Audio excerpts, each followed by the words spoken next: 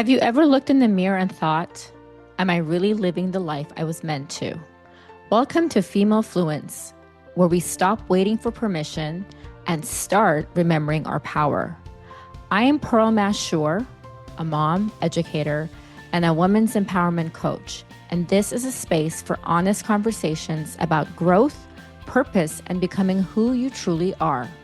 Here, we wake up to ourselves. We release the guilt, reclaim our confidence, and rise with grace, truth, and a little bit of fire. If something in you is whispering, there's more, take the self-reflection quiz at femalefluence.com and see where you are in your journey. Because you're not here to play small, you're here to rise fully. Authenticity isn't just a personal value, but it's a strategic leadership advantage.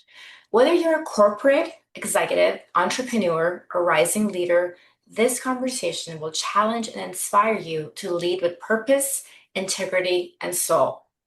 Authentic leadership means using your inner compass to make decisions rooted in principle, not pressure. It means building trust, fostering real connections, and creating environments where people and performances thrive. Today, we will explore how thriving as your true self, especially during transformative times, doesn't just shift your career, but also reshapes the culture you're in. Because when leaders actually rise authentically, they empower others, they shatter ceilings, and turn every challenge into a catalyst for growth. If you have ever wondered how to lead with heart while driving transformation, then this episode is your invitation to go deeper, stand taller, and say yes to bolder possibilities. My guest today is a powerhouse in motion. Tracy Nolan, Senior Vice President at Humana, whose leadership journey stretches from her proper roots in upstate New York to the front lines of historic transformation. Tracy helped guide the Sprint and T-Mobile merger during the height of the COVID-19 pandemic. She also led hurricane relief efforts in Puerto Rico, and she continues to lead with fierce clarity and compassion. She's a 3-time Silver Stevie Award winner, including Female Executive of the Year, and was also named to Fortune magazine's 40 Under 40. With board certifications from NACD and Harvard Business School, Tracy brings both strategy and soul to every room she enters. Her leadership mantra, you're either moving forward or backward. You are never standing still. Tracy, welcome to Female Fluence. Pearl, thank you for that introduction, and it's so great to be here to talk to you about this super important topic. Yes, definitely. I'm so glad to have you here. So let's start off. We've thrown in the word transformational a lot around. Can you tell us what it means to be a transformational leader? So for me, what that means that everyone gets nervous when they hear the word transformation because they mean change and it's, oh my gosh, what's going to happen to you? And it took me a while to understand that actually when there's change that happens, you can thrive. And that's when you kind of, in moments of change, how do you go ahead and change that into moments of growth, not only for you personally, but for your business and where you can go. So for transformational leadership is someone who can take an opportunity and realize that things are always going to change, things are always going to happen. But how do you take that and instead of being scared and hold back and try to hold on to what was, but how do you actually move forward? And then how do you take that and make it a great opportunity for yourself, for your business unit, for your company? And there are so many opportunities in it when you look at it from a positive perspective versus, oh my gosh, it's change. And so I've always kind of runs to it or be the one that someone says, hey, we have this opportunity. Can you go fix it or can you change it? And I thrive in those moments and I ensure that my team thrives in those moments. That's wonderful. That's a key trait to have as a leader, right? Because a lot of times if you don't rise in that moment and you're falling apart, everyone's looking at you, up to you to see what decision you're going to make, how you're going to lead them. And it's kind of like it can be like the Titanic, and all of a sudden everything just collapses down, from from everybody around you. So what are some of your experience that has actually shaped your leadership journey? So I go back to one of my first mentors. I started in retail. I went into telecommunications, into healthcare. And what I can tell you is that I had this one mentor who just took on a new role. And he said, "Hey, Trace," he's my boss. He said, "Hey, I'm going to have you meet with the new CEO, and I need you to present your strategic plan." And I was like 10 days into the role. And I remember Ron saying, "You've got this." And I thought, oh my gosh, how do I have this? I've had 10 days in it. But he put me in what I call an uncomfort zone. It was like, I actually went to him. I'm like, "Hey, Ron, will you look at my presentation? Will you go over it with me?" He said, "Absolutely not. You got it." And I had to go in there, and he trusted me more than I actually trusted myself. And he put me in an uncomfort zone. And I have found that a lot of times leaders, including yourself and others, don't trust yourself as much as you should. And so what's really shaped my journey is, again, that feeling of, okay, you know what, it's better to try. And everyone says, it's better to fail than not try at all. And I kind of have, that's kind of what's driven me. But I also drive others and put them in situations that they are a little, hesitant about, but they can actually achieve it. And then it only helps them grow more. To your other comment is, not only is it not good to look forward and change, but I had someone once say to me, "Hey, Trace, just keep your head down. You got a great job, premier title with a premier organization. Just keep your head down. Lots of change going on. As long as you don't stand out either on the top or the bottom, you're going to be okay." And I went, "How boring is that?" Right? Like, how boring. That doesn't help anybody, right? Yeah. That doesn't help anybody. So again, it's really that whole journey of my leadership has been, it's okay. It's better to take that opportunity. And you know what? You're not going to be perfect at everything, but try it. And you know what? You learn from your experiences and you move forward. I completely agree with you. And I have to say, I am a huge believer of whenever there's discomfort and you're uncomfortable or scared, that is the moment of growth. So I feel like that was like that push that you needed, even though you were insecure or you had imposter syndrome. But it's like once you made that leap, it's like, wait, I've got this, I can do this. And then you just made like a huge growth in yourself by having that happen to you. And definitely you need to rise up and look around instead of looking down, never looking down, right?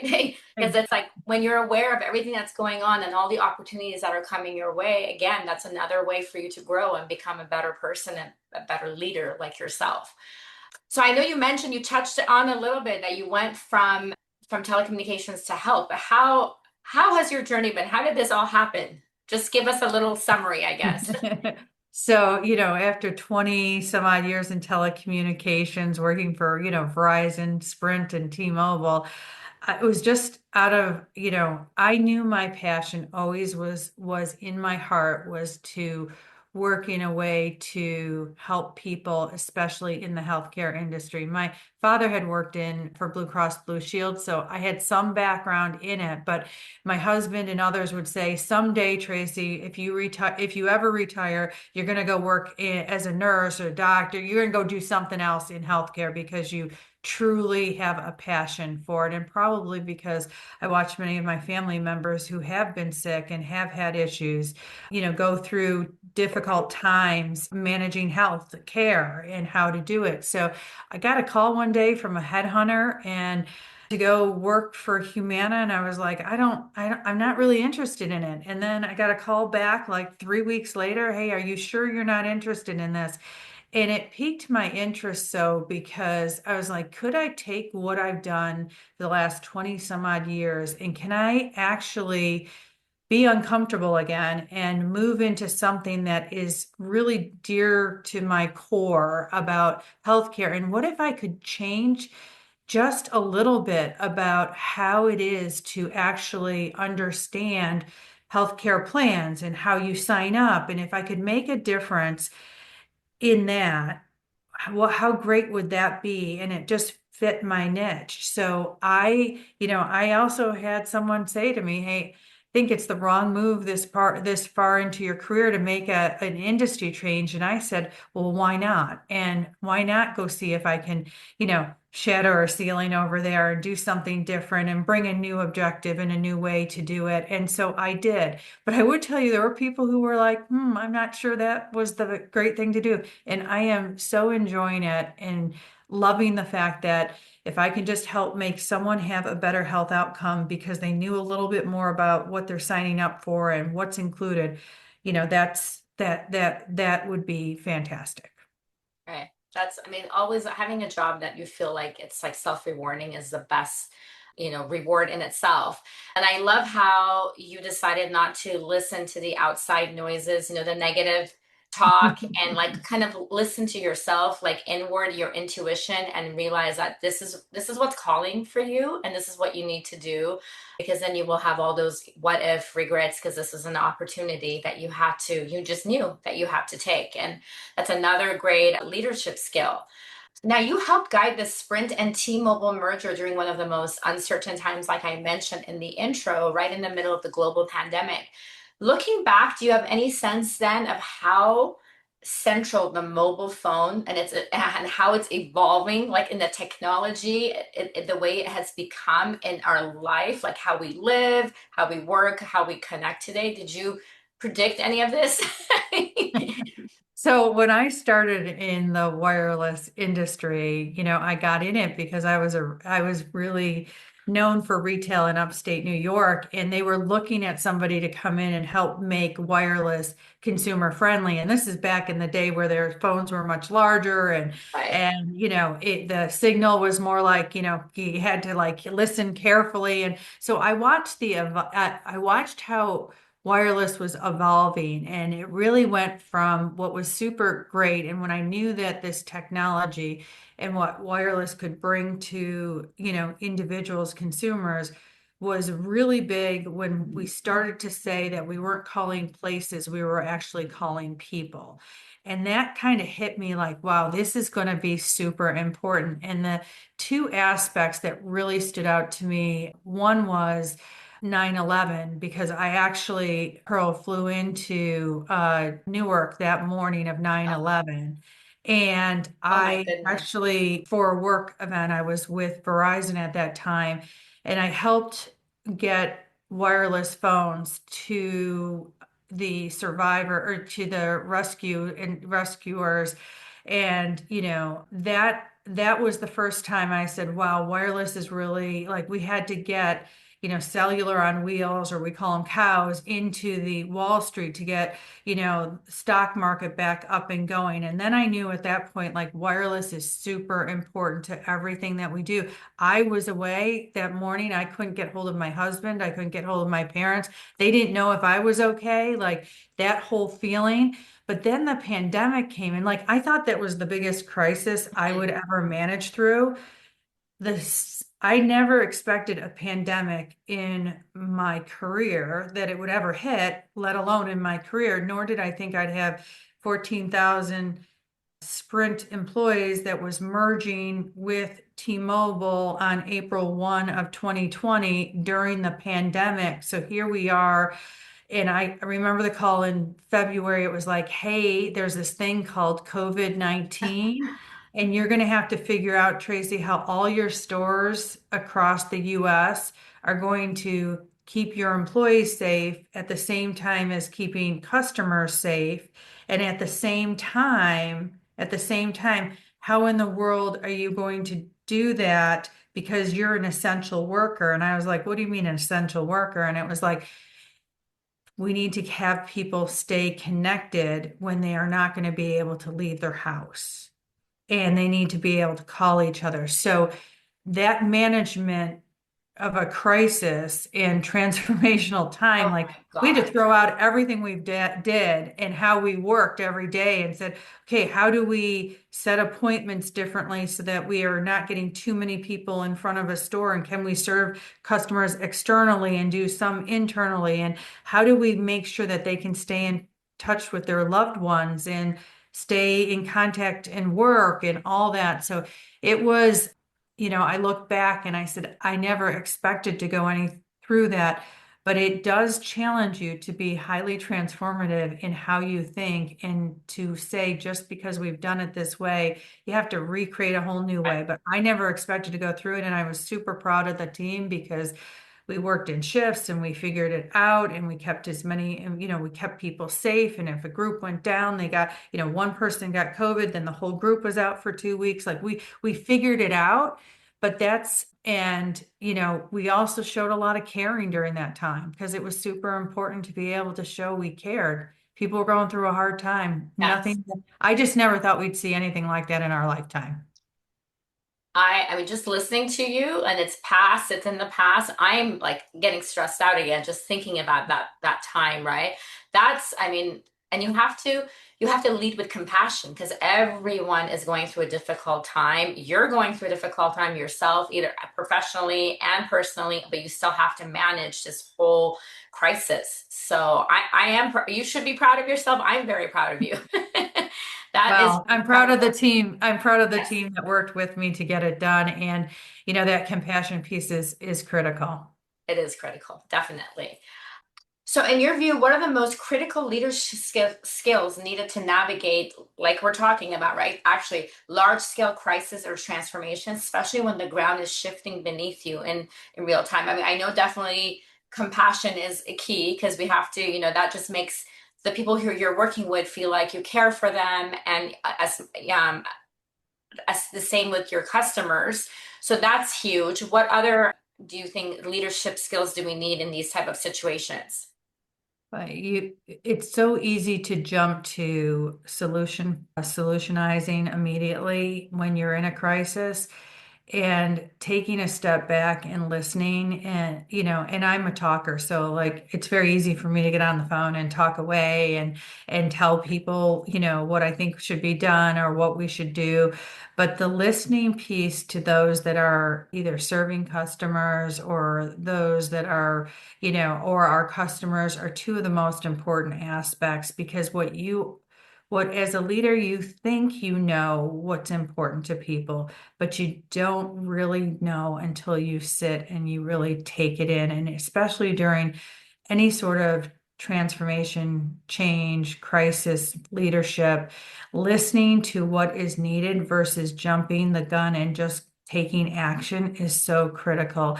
And I've had to learn that over the years to really sit back. I know we were going through one transformation, and every week I'd hold a call with the entire organization, and it would be so easy for me to fill that with like everything that's going on and give them updates. But I literally would spend a good, 45 minutes of the hour just sitting back and saying, what's on your mind? What keeps you up at night? Like really trying to hone in. If you ran the company, how would you do this differently? What is important what are you hearing from our customers?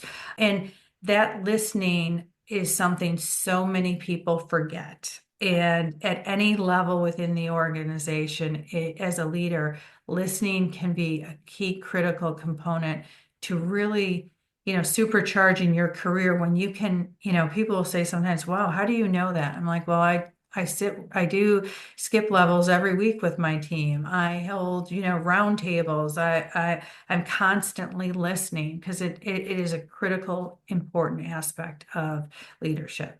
And a lot of times it's left out. It is left out.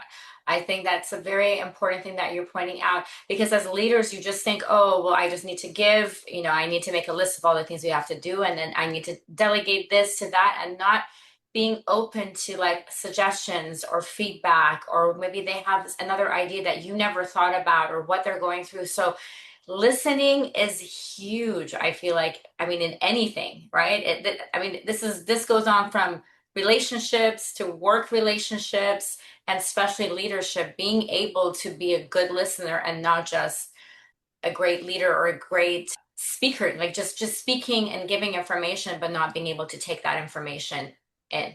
So that's very true. What do you believe separates leaders who rise in times of chaos from those who collapse or retreat in the middle of chaos? Again, I think some of it is a belief that you can power through and you can find solutions. I think some leaders think I had something recently and I was like, well, that could never be done. We've never done it that way. It's a belief that like you really there are always solutions. They may not be as easily seen, and it is okay to do things differently than what's worked in the past. And just because something's working doesn't mean that there's not another option for it. So it's being really open to ideas and not assuming that you are always right and you have the right answer. Right. So being flexible and I mean change is always great to, if being open to change. Can you share a time when you had to lead through uncertainty and what inner qualities or tools helped you stay grounded? Is there a different time that you can think of besides the merger that you felt like you were uncertain and scared and fearful and you weren't sure how to maneuver it, but you figured out how to stay grounded and make proper decisions? Think there's always times, it could be even just a big presentation, right? And being a Yeah. little nervous about it and not sure how it's going to land. And, one of the things that I would say, ground myself on is that I've always been somebody that's a big perfectionist. So I would want to do a great job. And so one of the things that I've had to do is to make sure that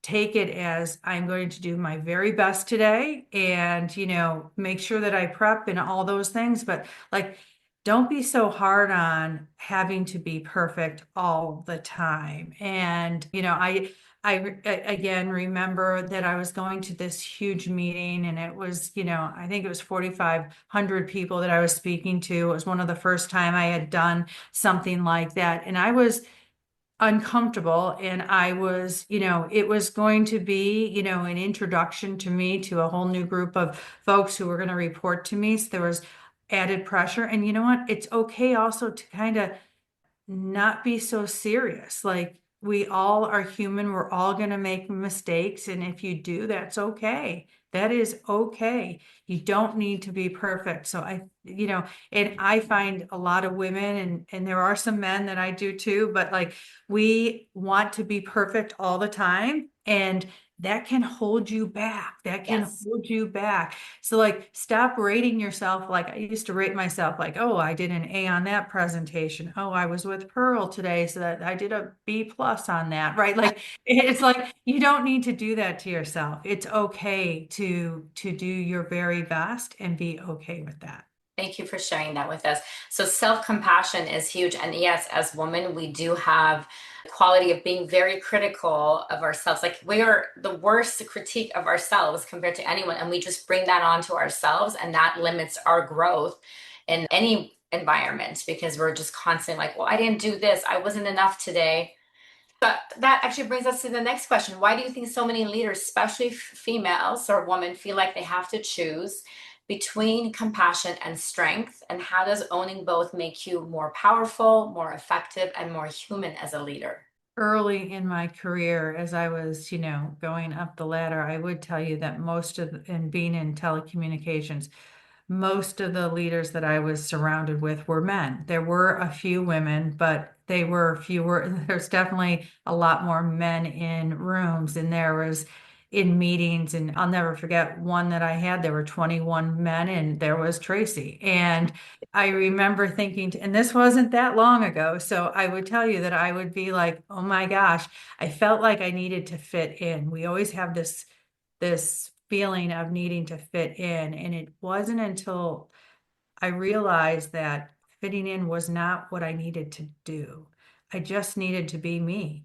And that was okay to do things different. And I think just growing up, I came from a prim and proper family where, please and thank you. And if we entered a room or somebody came in, I'd go get them, a cup of coffee or I'd make sure everybody was okay. And I did that early in my career where I was like doing that. And then I said, what am I doing? Like, is that how I feel like I need to fit in? No, I can just I've earned the space. I've earned this opportunity to this role. I can just go in and just be me. I don't need to take care of others. And I can show my compassion because I honestly think that showing compassion, caring about people, asking about how their family's doing, asking people how they're doing is actually a superpower that a lot of us have. And if you unleash it, it can really help you with your leadership where others struggle with that. That's not the way they are. So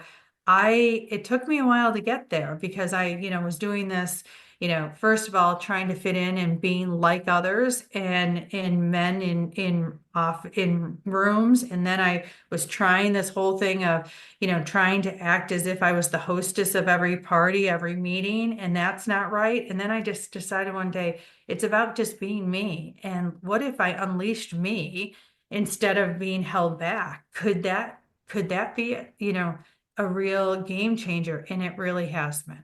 Really was, yeah.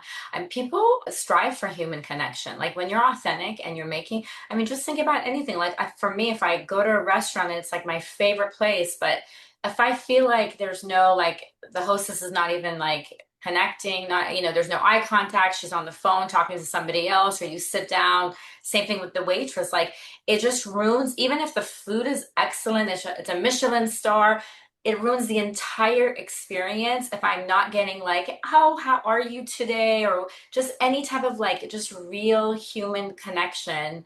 And I've noticed myself if I do that in return and I actually am at the supermarket and I ask the clerk, like, how are you today? It's like it just lights up her eyes. It's like, oh, somebody's actually seeing me. I'm making a connection. It takes like a few minutes, but it really changes the difference, like the different energy for both people for the day. So It totally does. As I'm going through, a grocery line or a line, if I can see the name badge, I love to use a person's the name name, and yes. thank them, right? Because that is such a small little detail, but boy, it makes them feel good and it makes me feel good because they're helping me out. Like, Yes. that human connection is so important and people really appreciate. That's the other thing, like with, one-on-ones with my team, like I try never to miss one. And, it's got to be something big if I'm going to have to cancel because it may only be 15 minutes. There may not even be, originally it was like, oh, I don't have anything for them, so we'll just cancel today. No, no, no. It's that human connection just to check in and say hello. It's And okay. and that then your employee knows like you see them, you're recognizing them, even if it's just like, hey, what's going on? Everything okay with you? Just to check in. Now, have you ever been told that you're too much of one or not enough of another? Just Always, always, always, did you right? get too There's much? always. Is that too much a lot? You know, I have been told, like, Trace, like sometimes you're just so bubbly and people won't take you as seriously because you are so bubbly. Or, hey, Trace, you've been too serious and you've been working, you work people too hard. And the one thing I have learned is not everybody is going to like how you do, the way you lead, the way you are every day. And there is a balance. Like you don't want to come in and be a cheerleader every day and do high Right, kicks all the time. But you know what, just I try not to worry too much about what other people tell me. Now, at the same time, I say that I think 360 feedback every year, even at whatever level you are, I like to get feedback on how people perceive or what I could be doing better. I take it very seriously. I do believe it's a gift. A lot of times leaders don't want to hear that because they don't want to hear what others might be saying, but I do use that to help kind of tweak. But that's not a one-on-one conversation with somebody saying you're doing too much or that. So again, I've gotten very comfortable with saying that I'm not going to be perfect, but I'm going to try my hardest every day to be the best leader that I am. I'm going to make mistakes occasionally, and I can always be real with my team. And I do say, hey, that wasn't great that I did this yesterday. Like I'm not afraid to admit that, but I don't really go with you're too much of this or too much of that. Maybe for one person. but Yeah. overall, I'm going to be who I am. That's the best way to do it. And I really love how you're open to feedback and taking it in. And it's like you're not changing yourself, but it's really good. I mean, I do that too. And even like with parenting, I have three kids. It's like I tell them, I'm like, I'm not perfect. I'm doing the best I can. This is the first time I have so and so age child. I don't know how to deal in this situation. So tell me, like, what do you think I should do better? And it makes a big difference just when you have that conversation and they realize that you're listening and you're open to growth and change, but at the same time you're not going to like be a different person, right? uh, Right. so in your experience, what are some of the biggest mistakes that do you think that leaders make, especially in high stakes or high growth moments, and how can we avoid falling into those same traps? Well, leaders, again, I go back to like realizing that the world doesn't stand still. Things are going to constantly move, and that you just got to get comfortable with change. And especially to your point earlier, just look at how fast wireless has changed. I always say this is, growing up, my mom would tell me, never to get in car with strangers. What are we doing all the time? We're getting in Ubers every single day, Yes, right? that's Like, so like true. we, like we are, right? Like I think my mom would die to know that Yeah, I like didn't we even would think all the about that. That is time, so true. And that's a right? little scary when you think about it. I mean, whoever thought that we would be doing that, right? Like, whoever thought we would be, and that's in a short period of time. And I see with AI and the technology changing, things are going to change So even fast. quicker.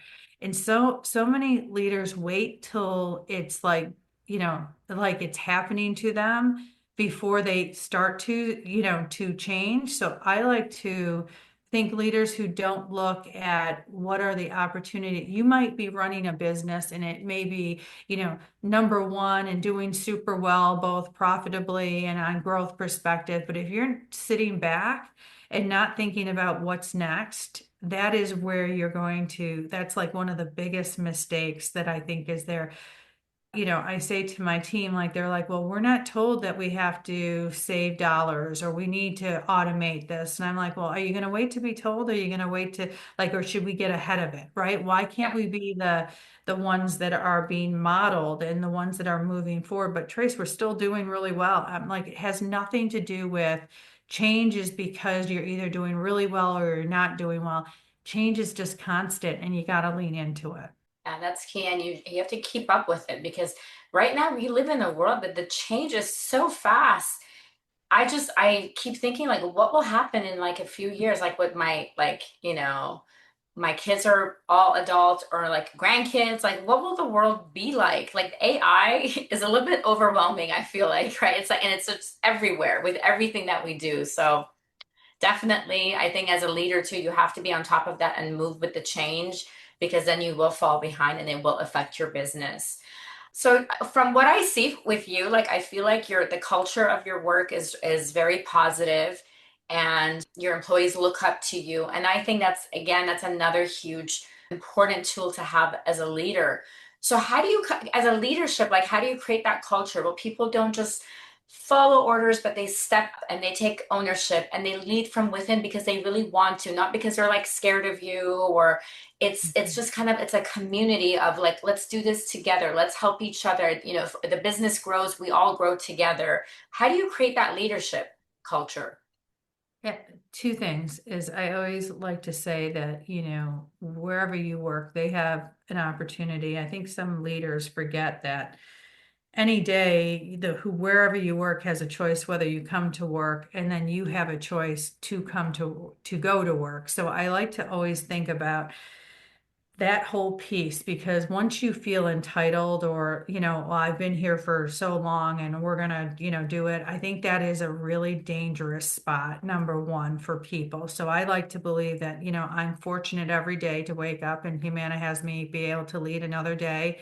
And then Humana's lucky to have me because I think I bring some talent to them too. So like it's whatever company it is, it's that kind of thing. But then when it comes to people, it's a two-way street too on this. Like as a new leader, you come in and you just assume that people know that you have positive intent and that you're going to, whatever working on, directing with them, etc., that it's positive. And what I learned real quickly is that, I give trust real quickly to people because I always believe that, anybody who's coming to work, I'd say 99% of them want to do a great job. I don't ever really come to the thought thinking people want to come to work and spend majority of their day somewhere and not do a great job. Right. But I also realized that as much as I give out trust to others, I need to take the time to build trust. They need to have trust with me. And it's that two-way street scenario.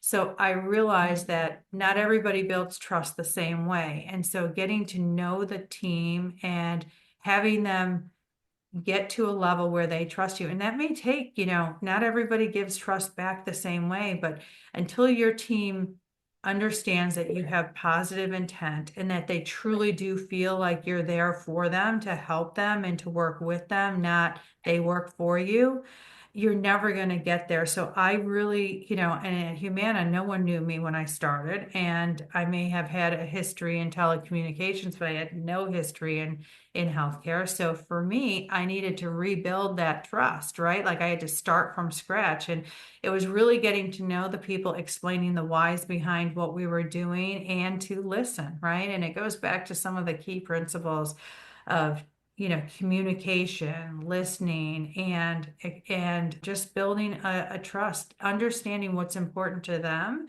and where they want to go with their careers and how can you help them develop where they're going. Right. So there's a lot of, I mean, from what we've been talking about, I feel like, okay, so we have compassion, trust, listening, human connection, being open to change and suggestions and feedback, and just really seeing your employees some and to make that real connection. That's wonderful. Those are really good key points as a good leader. Now, on your LinkedIn, I noticed you share a mission to inspire corporate leaders to shatter glass ceilings. Can you elaborate on what that means to you and how you're actively driving that change? So I find it very cliche that we say, women leaders will break glass ceilings. And I didn't like the word break. I really like shatter because I don't want just to break it. I want to see other leaders flourish. And I feel I have been so fortunate in my career to have some really inspiring leaders who have, put me in those uncomfort zones that has helped me not always just through, like a mentorship, but helped push me or give me an opportunity that I wasn't sure that I could do. But, for me, my mission now is how do I help other leaders take on those chances, take on, move forward with change, and how do they achieve elements and areas that they didn't even think. I have, a couple folks who, I have one woman in particular who was a single mother with, three children. And for her, she was a manager and thought that was what she was deemed to do. And now she's a top director at a Fortune 100 company and doing incredibly well. And those are the stories when, Pearl, you started and you went through, my background. I get embarrassed when I listen to my accomplishments, but what makes me proud is being able to help others, like the woman that I was just talking about, achieving goals and things that they never thought that they could do. So my mission is to continue to give to others so that they can, I hope that I'm remembered as somebody who helped them, achieve goals that they were reaching for, things that they didn't think they could accomplish in their lives when it came both personally and professionally. I absolutely love that. And I think you're doing it, one day, one person at a time. I mean, that's my mission too. We have a similar legacy in different ways that we want to leave when we're not here. But and I always just say, it's one person at a time. If it's like one person that I coach and I've made a difference and they've transformed and they're doing something that they never thought they could and they're changing their life, or one listener at a time who says, oh my gosh, this episode just like changed my life. I'm going to get the resources. I'm going to do what I need to do to have a fulfilled life. That's all we can do, right? It's just one Exactly. person at a time. And we continue to shatter the glass ceilings. I love that actually. Exactly. That's really Exactly. catchy and I love it. So Tracy, in this episode, we delved into what it truly means to lead from within, particularly for women in a world that tells us we're either not enough or too much. Real leadership is about cultivating trust, like Tracy talked about, being your authentic self, and striking a balance between compassion and strength. We explored how intuitive leadership becomes our greatest guide during times of uncertainty and what distinguishes the leaders who rise to the challenge and chaos from those who retreat. If you are ready to lead with more purpose, presence, and power, I really hope that this conversation with Tracy today sparked something meaningful to you. Thank you, Tracy, for being on Female Fluence. Is there anything else you would like to share with us today? No, I just want to say thank you, Pearl. I was highly looking forward to this and wish everyone out there great success in all they do. Thank you, Tracy. All the links will be in my show notes. Thank you, everyone. Thank you for spending this time with me here on Female Fluence, where we rise, reflect, and remember who we are. If something from today's episode spoke to you, share it with another woman who's ready to rise too. And before you go, download your free empowerment coaching guide at femalefluence.com. It's your next step toward living with more clarity and confidence. You can find me on Instagram and Facebook at pearlmashure_femalefluence. And if you're ready for deeper support, sign up for a free discovery call. I would love to connect with you. Remember, my friends, don't just exist. Live your life fully, bravely, and in truth. I'm Pearl Mashure, and until next time, stay true, stay powerful, and stay you.